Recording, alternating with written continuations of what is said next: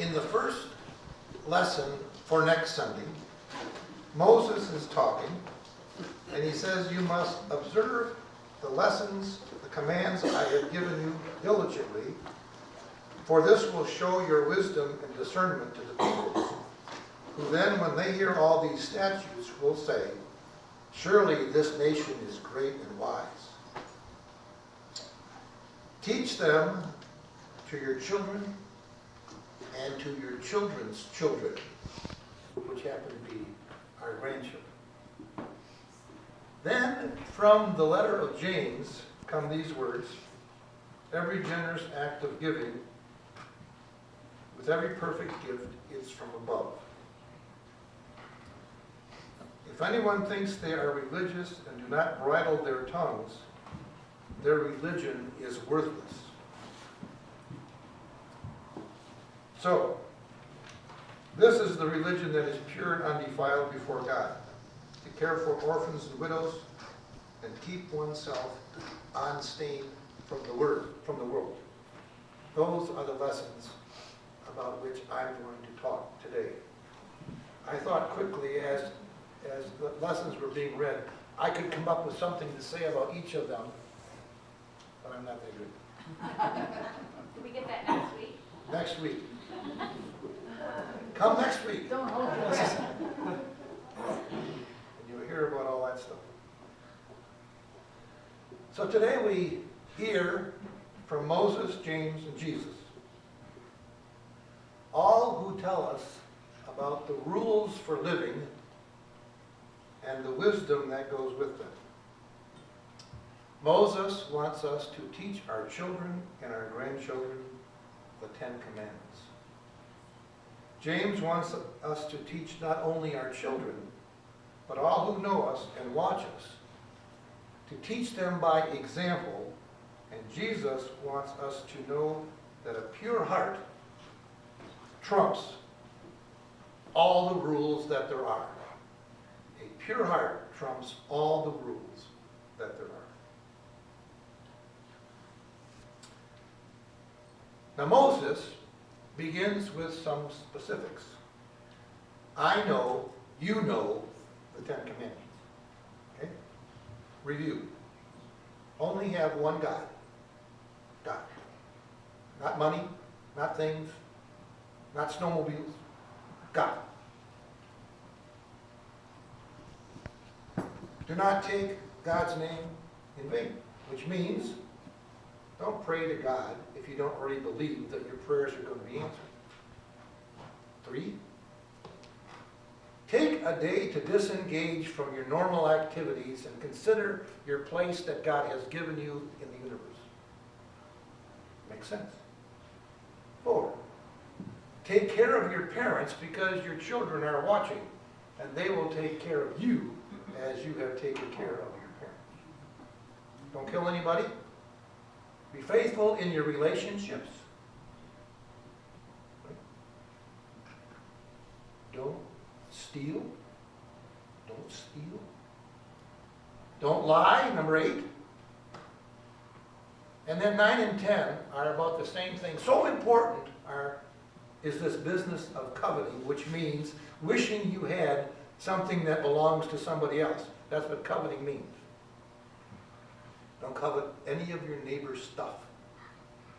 His new truck, or his new camper, or their big house. And the last one is, don't covet your neighbor's wife or husband, or anybody that works for them. Those are Moses' rules that he wants us to teach to our children and our grandchildren. Okay? I just did a little bit. And each of us could add to those rules, the rules that we have discovered in our own lives. Here's a rule I'm teaching to my granddaughters. To have a friend, you have to be a friend.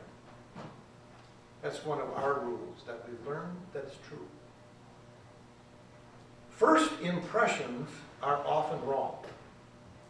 That's a rule that I would like to pass on. Cheaters always lose. because they end up cheating themselves.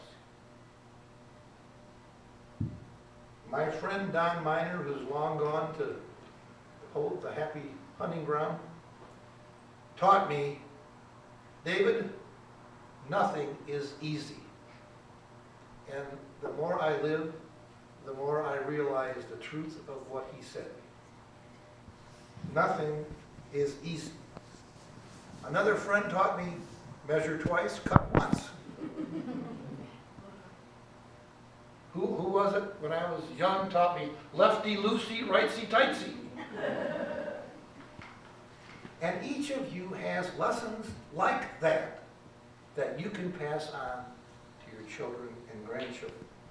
So the message of Moses is, teach your children and your grandchildren what God wants them to know, and add to it things that you have learned to be true.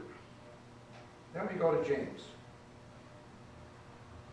He begins with these words, every generous act of giving with every perfect gift is from above. That means every time you do something that is good, every time you do something that is nice, every time you do something that is helpful, it's not just you doing that. It's God working through you to get what he wants done. Those things, that good that we do, comes from above. We were tied up at the marina in Mackinac Island. And you know, down by the marina, the road goes along there where the visitors to the island walk past to get to what's ever down. And I came out of the restroom and there was a father or a grandfather holding the hand of a 5-year-old boy. And with the other hand, the boy was holding on to the front of his pants. Now, there are no restrooms, public restrooms, in that particular area, but there are restrooms for the marina people. So as I came out of the restroom noticing this picture, I said, does he have to go? And they go, yeah. I said, come on, I can get you in, I know the code. So I let him into the restroom, and then I was walking slowly, but I turned around as they came out with these big smiles on their faces and this enthusiastic wave, like, thanks.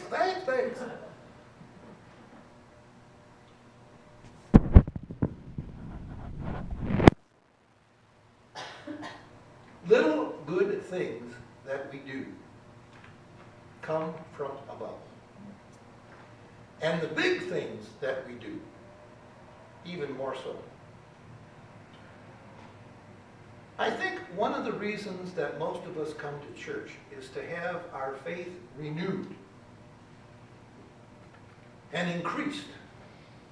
At least that's why I come. However, if we realize that every time we do something that's right and good and nice and kind and helpful, it's God working through us, we can have our faith also increased out there, apart from this place, when we do those kinds of things. There is another example of James that's more like a caution.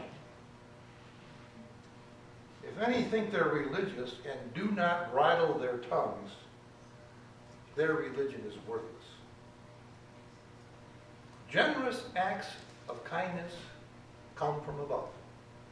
Ugly, nasty, demeaning talk comes from somewhere else and renders your religion worthless, James says. Then he says, keep yourselves unstained from the world.